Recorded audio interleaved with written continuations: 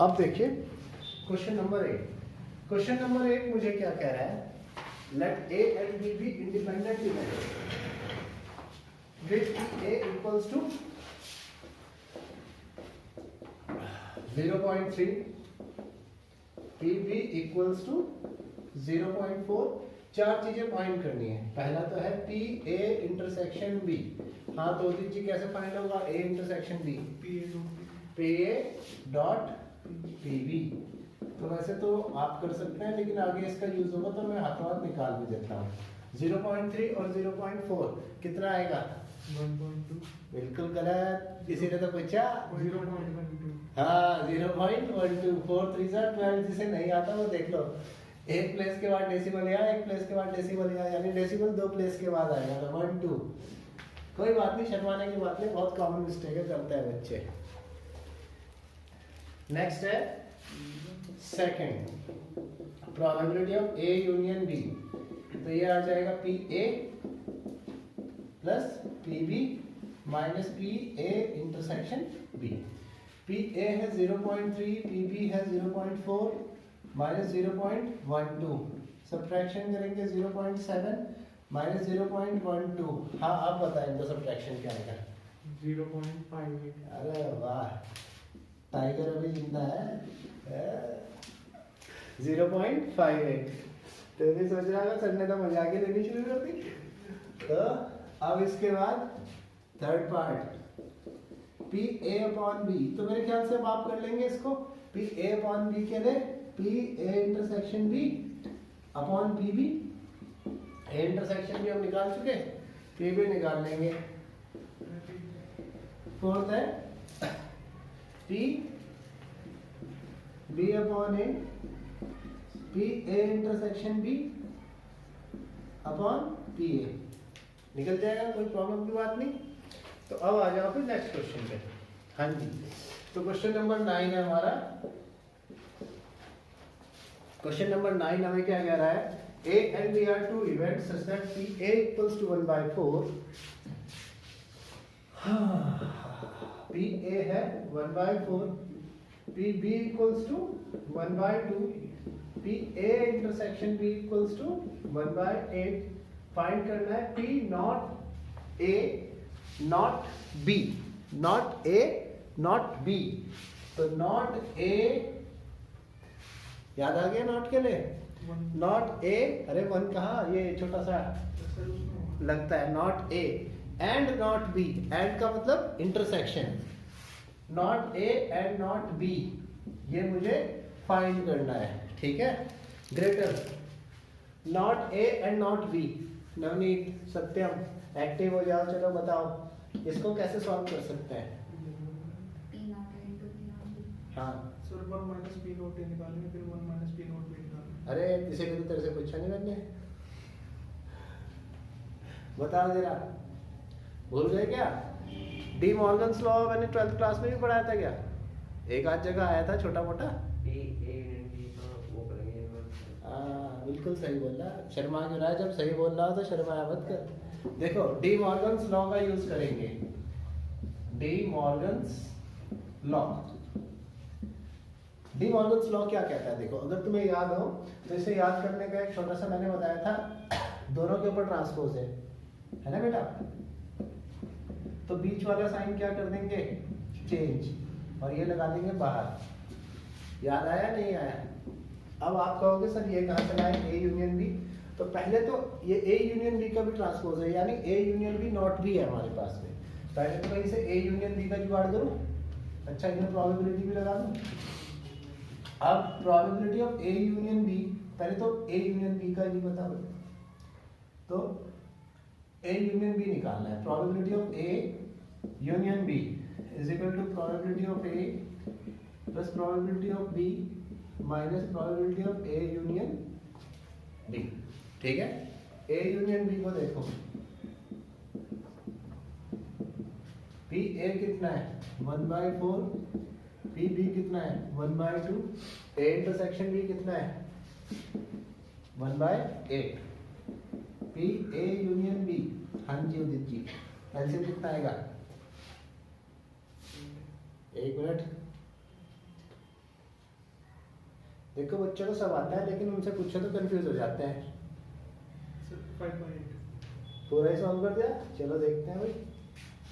8 4 2 सा 8 2 4 सा 8, अरे वाह कुछ भी कहो भाई साहब। अगर एवरेज देखा जाए तो लॉरेट के बच्चे हमारे स्कूल के बच्चों से होशियार हैं, अगर मीन निकालना जाए तो। पी ए यूनियन बी तो ये आ गया, लेकिन मुझे ए यूनियन बी की तो जरूरत ही नहीं है। मुझे किसकी जरूरत है? ए यूनियन बी का नॉट। तो हमारे पास एक प्रोबेबिलिटी का फॉर्मूला है कि किसी भी चीज का होना और उसका ना होना, दोनों का सम कितना होता है बच्चों? 0 में कौन बोल रहा भाई? अरे 1 होता है। प्रोबेबिलिटी ऑफ एन इवेंट, देख ले भाई का दोस्त नहीं होता, पीछे से कर रहा है ये। किसी भी चीज का होना और किसी भी चीज का ना होना, इसीलिए तो पता चल गया मुझे कजिन भाई हो तुम। कौरव और पांडव भी कजिन थे, पीछे से बता रहा कि ये बोल रहा है P A union B plus A union B का नॉट इक्वल्स टू 1। तो पी ए यूनियन बी ये आया 5/8 इक्वल्स टू 1। तो ए यूनियन बी बच्चों हमारे पास आ जाएगा 1 माइनस का 5/8, ठीक है। फॉर ए यूनियन बी का नॉट, ए यूनियन बी तो हमारे पास में था, तो पी ए यूनियन बी का नॉट ये आ गया, या P A not B not कितना है? 8 1 जा 8 3/8। मेरी बात समझ में आई या नहीं आई? विकास कंफ्यूज हो गए क्या? ठीक है, कॉपी कर लो। और भी कुछ चाहिए?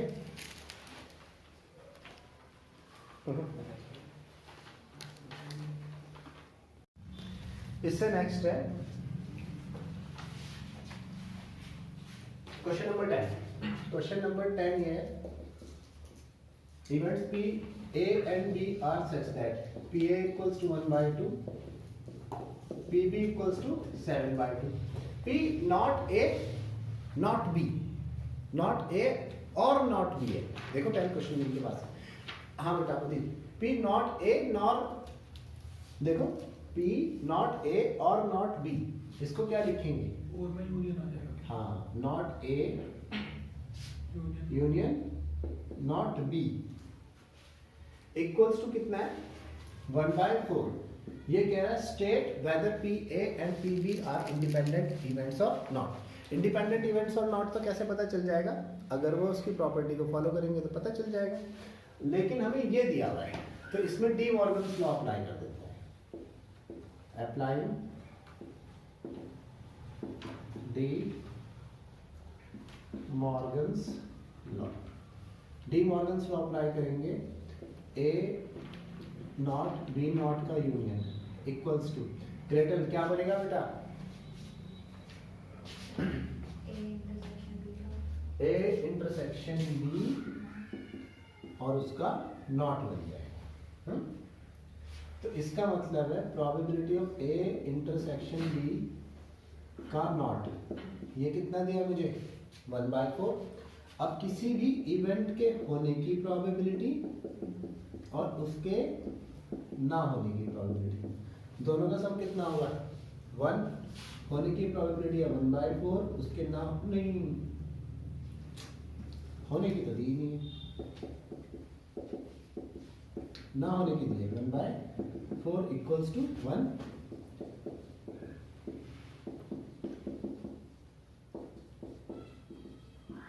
कितना आएगा?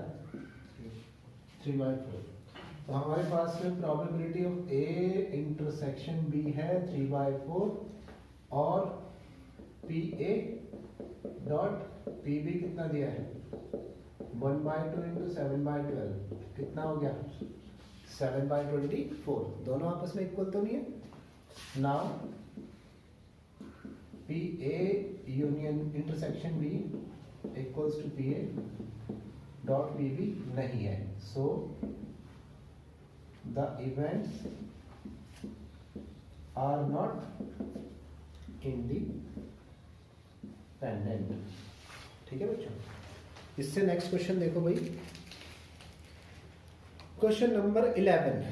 हाँ जी यार 11 क्वेश्चन तो तुम खुद ही कर देना, ठीक है, कोई दिक्कत नहीं है। क्वेश्चन नंबर 12 देखो। क्वेश्चन नंबर 12 मुझे क्या कह रहा है? अ डाइस अरे 11th क्वेश्चन में भी भाई एक चीज जो है तुमसे होगी नहीं, और तुम तो करोगे नहीं तो पूछोगे नहीं, तो मैं ही करा देता हूँ। क्वेश्चन नंबर 11 देखो, कराना पड़ेगा, एक की वजह से कराना पड़ रहा है। P A probability of event A equals to है 0.3, प्रोबेबिलिटी ऑफ इवेंट बी 0.6।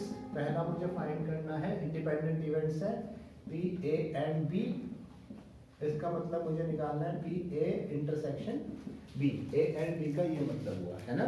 तो ये आ जाएगा, सिंपल सी बात है, इंडिपेंडेंट इवेंट से तो P A dot P B 0.3 into 0.6 0.18, ठीक है।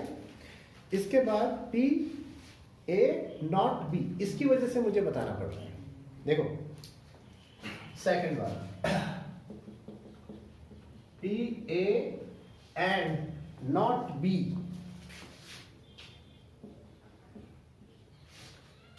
P A and not be, कौन बच्चा बताएगा, कौन ऐसा सूरमा जैसे बताएगा? सर इसमें ना अगर बी है ना, हाँ sir P B transpose equal to 1 minus P B हो जाएगा।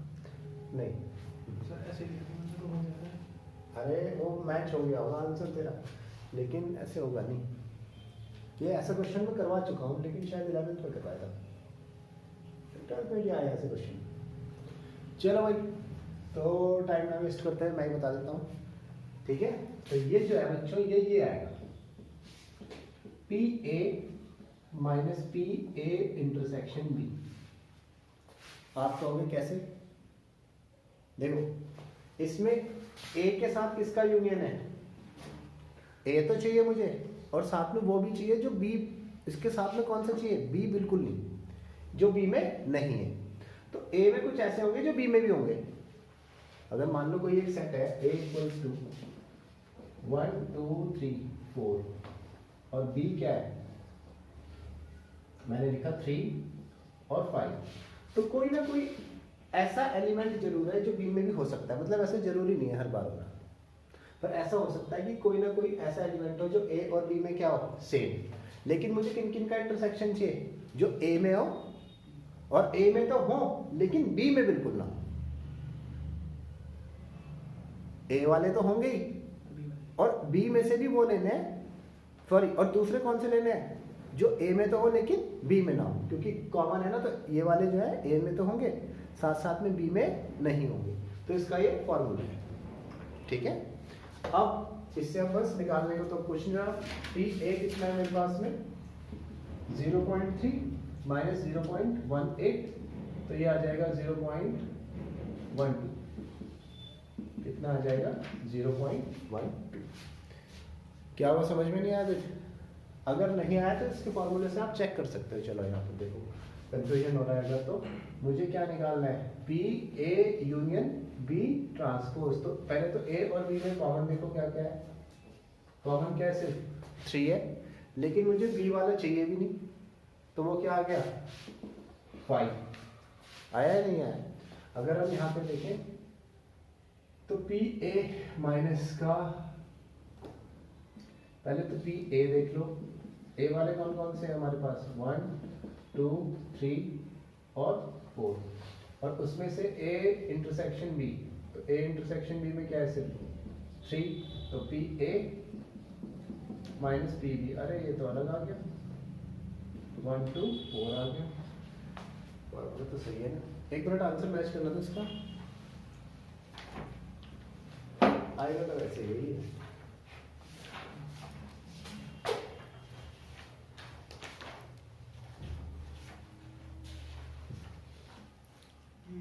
यही है ना? 0.12। तो इसका फॉर्मूला है, आप लर्न कर लेना, ठीक है। इसके बाद पी ए और बी, ए और बी के लिए, ए और बी का मतलब क्या हुआ? ए यूनियन बी निकल जाएगा, कोई प्रॉब्लम नहीं है। उसके अलावा neither A nor B, neither A, ठीक है, बीच में क्या लिखा है? नॉर बी, ना तो ए और ना ही बी, ना तो ए वाला चाहिए ना ही बी वाला चाहिए। तो ए वाला भी नहीं चाहिए ये, और बी वाला भी नहीं चाहिए। ये भी आप निकाल सकते हैं डी मॉर्गन्स लॉ से, है ना। तो इतना ही रखो इसको। अब इसके बाद नेक्स्ट इससे नेक्स्ट क्वेश्चन है,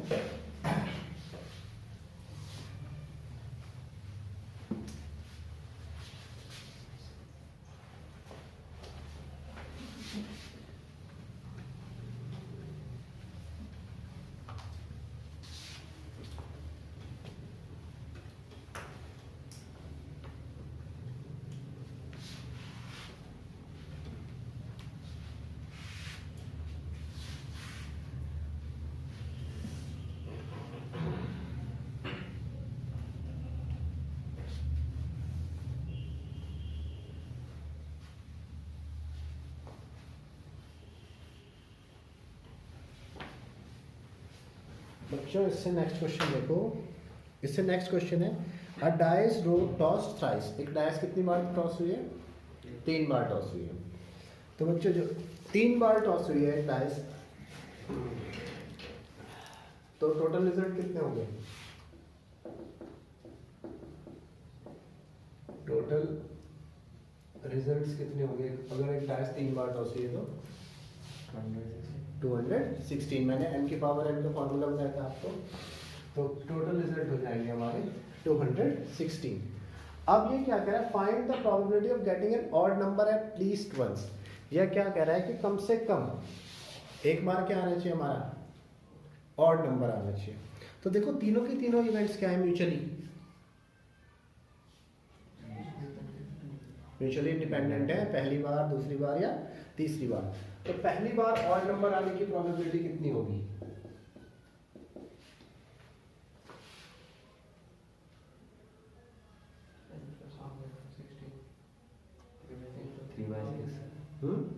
वन बाई टू। बिल्कुल सही कह रहा है वो भाई। पहली बार ऑड, ऑड कितने आते हैं? 1 2 3 4 5 और 6। इनमें से ऑड कितने हैं? 3। तो पहली वाली रो में ऑड आने की प्रोबेबिलिटी कितनी हुई? 3/6। कितना आया? 1/2। ऐसे ही इससे अगले वाले में देखो, दूसरे वाले में भी ऑड आने की प्रोबेबिलिटी कितनी हुई? कितनी हुई? 1/2। और तीसरे वाले में भी ऑड आने की प्रोबेबिलिटी कितनी हुई?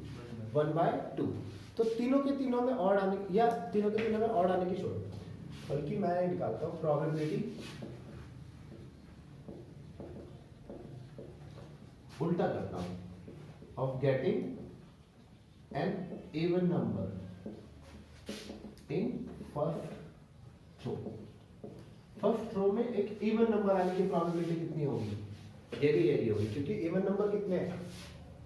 तो 4 और 6, 3/6। Probability of getting an even number in second row. Second row में भी इवन नंबर आने की प्रोबेबिलिटी कितनी होगी? 1/2। और probability of getting an even number in third row. Third row में यानी तीनों के तीनों में इवन नंबर आने की प्रोबेबिलिटी कितनी होगी? तीनों के तीनों इवेंट क्या है? इंडिपेंडेंट है। मतलब अगर हमने पहली थ्रो में भी, दूसरी थ्रो में भी और तीसरी थ्रो में भी सभी डाइस पे इवन नंबर लाना है, तो वो क्या होगा? PA into PB into PC 1/2 into 1/2 into 1/2 कितनी हो जाएगी ये? 1/8 हो जाएगी। मेरी बात समझ में आ रही है? तीनों थ्रो में इवन नंबर आने की प्रोबेबिलिटी कितनी हो गई? 1/8। अब किसी भी इवेंट के होने की और किसी भी इवेंट के ना होने की, इन दोनों की प्रोबेबिलिटीज का सम कितना होता है बच्चों? 1। तो ये इवन आने की प्रोबेबिलिटी है, तीनों थ्रो में इवन आने की, 1/8।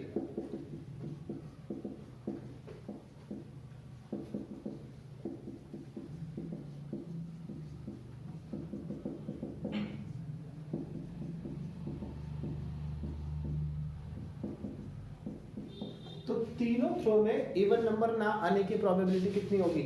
7/8। और अगर तीनों थ्रो में इवन नंबर नहीं आया है तो इसका मतलब कहीं ना कहीं क्या है? ऑड आया है। मेरी बात समझ में नहीं आ रही? तो एटलीस्ट 1 ऑड आने की प्रोबेबिलिटी कितनी होगी? 7/8। क्लियर हो गया? तो नेक्स्ट क्वेश्चन की तरफ मूव करते हैं। इसके बाद है क्वेश्चन नंबर 13। क्वेश्चन नंबर 13 मुझे क्या कह रहा है two balls are drawn random from the drawn with replacement from a box containing 10 black balls and 8 red balls. यहाँ देखो क्वेश्चन नंबर 13 मुझे क्या कह रहा है, एक बॉक्स है, इसमें 10 तो है बच्चों ब्लैक बॉल्स एंड 8 है रेड बॉल्स, ठीक है। अब फाइंड द प्रोबेबिलिटी वन, पहले क्या निकालना है, बोथ बॉल्स आर रेड। तो मैं सीधी सी बात है, दोनों के दोनों इवेंट्स कैसी हैं, इंडिपेंडेंट इवेंट है। अच्छा, ब्लैक बॉल निकलने की प्रोबेबिलिटी कितनी हो जाएगी, 10/18। रेड बॉल निकलने की प्रोबेबिलिटी कितनी हो जाएगी, 8/18। अच्छा, अब ये क्या करें, 2 balls are drawn 1 by 1, find the probability that both the balls are red। तो पहले वाली बॉल के रेड आने की प्रोबेबिलिटी कितनी है, 8/18। आई थिंक ये रिप्लेसमेंट के साथ है, विद रिप्लेसमेंट, तो दूसरे वाले बॉल की भी रेड निकलने की प्रोबेबिलिटी कितनी हो जाएगी, 8/18। मेरी बात क्लियर है। इससे next, first ball is black and second is red. First is black and second is red। तो बच्चों फर्स्ट ब्लैक निकलने की probability 10/18, second is red 8/18। One of them is black and other one is red, तो ये भी वही है, यही आएगी 10/18 एंड 8/18। अब कॉपी कर लो इसको।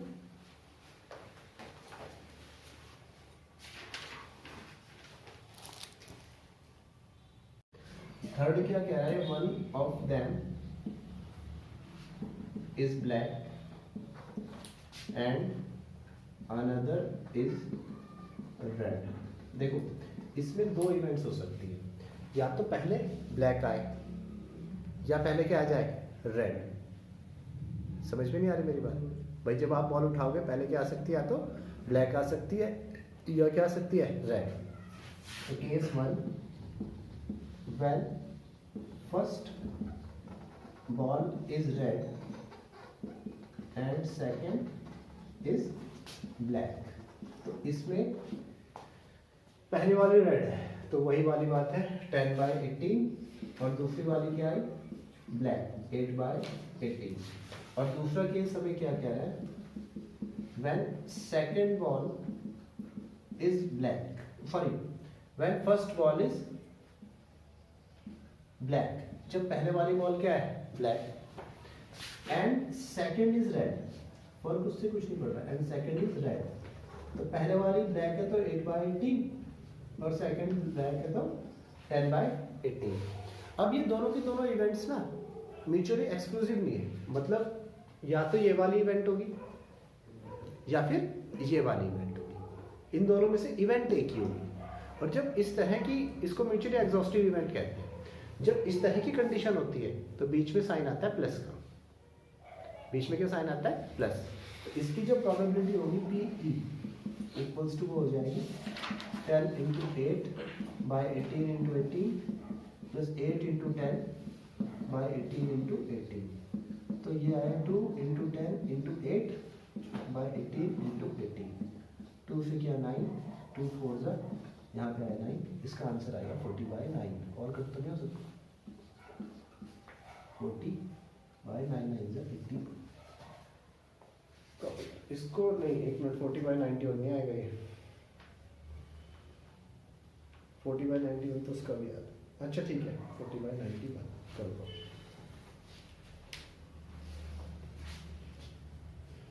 अब नेक्स्ट क्वेश्चन देखो,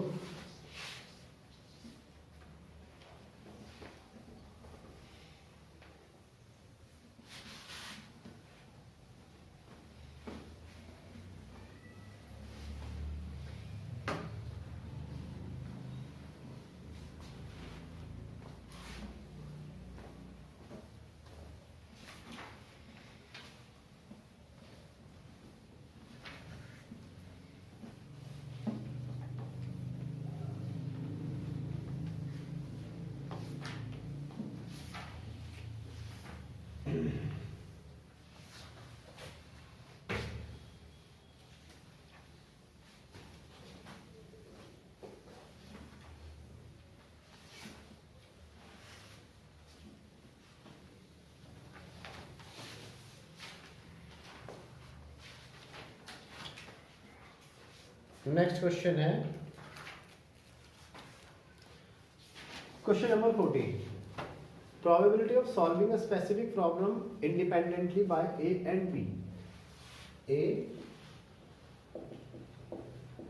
and B. Probability of solving a specific problem by A and B are 1 by 2 and 1 by 3 respectively. If they try to solve the problem independently, find the probability that the problem is solved. पहले तो क्या निकालना है? Problem is solved. इसका मतलब है कि problem is solved either by A और either by B. इस बात से कोई फर्क नहीं पड़ता. हमें क्या चाहिए? सिर्फ problem is solved. तो A union B. और दूसरा क्या चाहिए? Exactly one of them solve the problem. तो पहले तो प्रॉब्लम इज सॉल्व निकाल लेते हैं. प्रॉब्लम इज सॉल्व निकालने का मतलब है A यूनियन B. मतलब problem is solve either by A और B. तो ये आ जाएगा PA plus PB minus PA intersection B. PA union B equals to PA 1/2 PB 1/3. Independent solve कर रहे हैं तो 1/2 इंटू 1/3. आर्यन बेटा आंसर देखना जरा कितना है. 1/2 प्लस 1/3 माइनस का 1/6. कि A union B equals to 6 LCM 2 3 जा 3 2 जा 6 1 जा. आंसर कितना है बेटा? 2/3. हाँ 4/6. यानी आंसर कितना है? 2/3. फर्स्ट पार्ट तो ज़्यादा डिफिकल्ट नहीं है. इसका सेकंड पार्ट जो है उस पर ध्यान दो. Problem is solve by exactly one of them. यानी उनमें से एग्जैक्टली एक आदमी सॉल्व करेगा इस प्रॉब्लम को. Problem is solve by exactly one of them. तो देखो इसका आंसर कैसे निकलेगा. इसका मतलब है अभी भी दो इवेंट्स एक साथ ही हो रही है और इंडिपेंडेंटली हो रही है. अगर P A इस प्रॉब्लम को सॉल्व कर देता है तो B नहीं कर पाएगा. नहीं आई मेरी बात समझ में? और अगर P B इस प्रॉब्लम को सॉल्व कर देता है तो A नहीं कर पाएगा. और चूंकि दोनों प्रॉब्लम इंसिडेंट ऐसे हैं कि एक होगा तो दूसरा नहीं, है ना. तो इसका मतलब इनके बीच में क्या लग जाएगा? प्लस. अब पी ए हमारे पास में है. पी बी नॉट कैसे निकालेंगे? क्लियर आ रही बात समझ में? ऐसे ही पी बी मेरे पास है. पी ए नॉट कैसे निकालेंगे?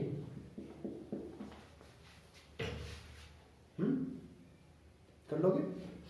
अब इसके बाद क्वेश्चन नंबर 14 के बाद क्वेश्चन नंबर 15. भाई क्वेश्चन नंबर 15 तो ये क्या कह रहा है कि in which of the following cases E and F are independent. आप खुद देख लेना. देख लोगे? इंडिपेंडेंट के लिए कैसे चेक करेंगे? P A intersection B equals to क्या होना चाहिए? P A dot P B. अब इसके बाद आ जाइए आप क्वेश्चन नंबर 16 की तरफ. क्वेश्चन नंबर 16 हमें क्या कह रहा है? In a hostel 60% of the students read Hindi newspaper. एक हॉस्टल है जिसके 60% स्टूडेंट कौन सा न्यूज़पेपर रीड कर रहे हैं? हिंदी. तो मतलब पी एच कितना हुआ? 60%. 60% का मतलब 60/100. Whereas 40% read English newspaper. English newspaper तो बहुत ही बड़े बड़े रहते हैं. 40% का मतलब 40/100. 20% read both Hindi and English. Hindi and English 20% both ये रीड करते हैं. इनकी जरूर सरकारी नौकरी, तभी इतना टाइम मिलता है. अब इसमें क्या कह रहा है ये? Find the probability that a student is selected at random. Find the probability that she reads neither Hindi nor English. एक स्टूडेंट हमें मिल गई, वो ना तो हिंदी पढ़ती है ना ही पढ़ती है यार इसमें ना नाइदर हिंदी नॉर इंग्लिश, ना तो हिंदी पढ़ रहे ना इंग्लिश, इसमें मुझे कंफ्यूजन तो हो जाता है कि यूनियन लगेगा या इंटरसेक्शन लगेगा। चलो अभी चेक कर लेते हैं फिर। नाइदर हिंदी नॉर इंग्लिश, ना तो हिंदी पढ़ेगी ना ही इंग्लिश पढ़ेगी। तो इसको डी मॉर्गन्स लॉ से हम क्या कर लेते हैं, एच यूनियन ई का, एच इंटरसेक्शन ई का ट्रांसपोज कर देते हैं। अब H intersection E P H into P E, H intersection E, P H कितना है 60/100, पी ई कितना है 40/100, 0 से 0 कैंसिल, 0 से 0 कैंसिल, 24/100। तो बच्चों ये हो गया। अब मुझे ये वाला निकालना है, ना तो हिंदी ना इंग्लिश, 1 माइनस, आंसर देखना आ रहे हैं,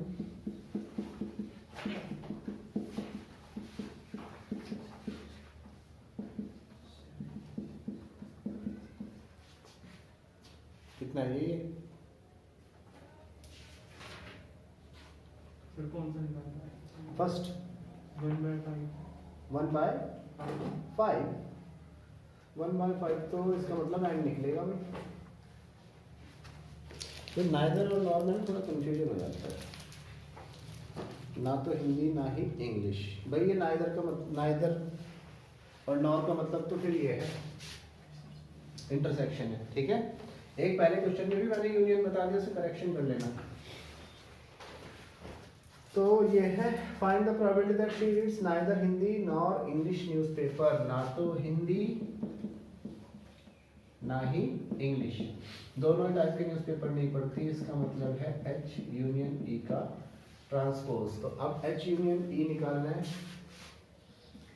पहले एच यूनियन ई निकाल दो, ये होगा P H plus P E minus P H intersection E. P H कितना है 60/100, 40/100, 20/100, तो ये आया 80/100। ये तो पी एच यूनियन ई आया। तो हमें निकालना है, हाँ भाई नाइदर नॉर का मतलब इंटरसेक्शन होता है, ठीक है। तो पी पिछले एक जगह मैंने जैसे यूनियन बता दिया, उसमें भी इंटरसेक्शन निकाल देना।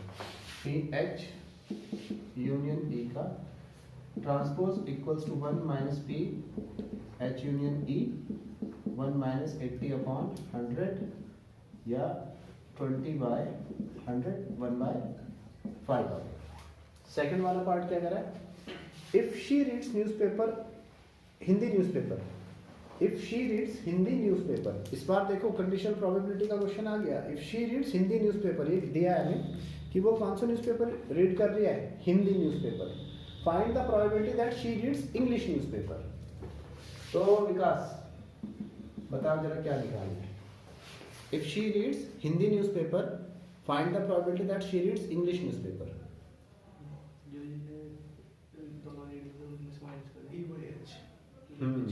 ई बाय एच निकालना है। इसने पहले से ही दिया है if she reads Hindi newspaper, तो जो कंडीशन दी है वो कहाँ आती है, नीचे। Find the probability that she reads English newspaper, E आएगा ऊपर। इसकी पिछली एक्सरसाइज थी, ऊपर आ जाएगा E intersection H upon P H, कर लेना इसको। इसके बाद है if she reads English newspaper, find the probability that she reads Hindi newspaper. तो थर्ड वाला भी if she reads English newspaper, if she reads English newspaper, find the probability that she reads Hindi newspaper. तो ये भी वही आ जाएगा, ठीक है। अब इसके बाद आ जाइए आप क्वेश्चन नंबर 17 पे। The probability of obtaining an even prime number of each dice with the pair of dice is rolled. Even prime number आने की probability when a pair of dice is rolled. तो even prime number कितने हैं भाई, अरे 2 common 2 कहाँ है, एक ही तो है इवन प्राइम नंबर 2, पेयर दिया हुआ है, समझ तो ले। अब जब पहली बार हम उस पेयर को रोल करेंगे तो प्रोबेबिलिटी कितनी आ जाएगी 1/6। दूसरी बार जब रोल करेंगे तब भी प्रोबेबिलिटी कितनी आ जाएगी 1/6। तो अब जब दोनों पेयर में इवन प्राइम नंबर ही आना चाहिए, ऑन ईच डैश, देखो पढ़ लो ध्यान से, find the probability of obtaining an even prime number on each dash, दोनों डैश पे क्या आना चाहिए, इवन प्राइम नंबर ही, ऐसा नहीं कि एक ही बार आ जाए, दोनों बार क्या आना चाहिए, इवन प्राइम नंबर। तो इसकी प्रोबेबिलिटी हो जाएगी 1/6 इंटू 1/36। मेरी बात समझ में आ गई? क्वेश्चन नंबर 18 भी यहीं कहीं कर देता हूँ, फिर ये पूरा ही हो जाएगा। ये क्या कह रहा है, 2 events P A and P B are independent if, हमारे पास इंडिपेंडेंट की क्या कंडीशन थी, अगर दो इवेंट्स इंडिपेंडेंट हैं तो P A intersection B equals to क्या होना चाहिए, P A dot P B, या फिर पी ए को क्या लिख सकते हैं 1 माइनस पी ए नॉट, और पी बी को क्या लिख सकते हैं 1 माइनस पी बी नॉट। तो मेरे ख्याल से ऑप्शन है, सॉरी हाँ होना तो चाहिए ऑप्शन, अरे यार इंडिपेंडेंट के लिए इसने उसको भी उल्टा कर दिया। अगर मैं इसे उल्टा कर दूं देखो, तो यहाँ पे लगा देता हूँ ट्रांसपोज और यहाँ का ट्रांसपोज हटा देता हूँ, तो बी वाला ऑप्शन इसका करेक्ट है। ठीक है, बस आज इतना ही रखो, फिर नेक्स्ट एक्सरसाइज स्टार्ट करो।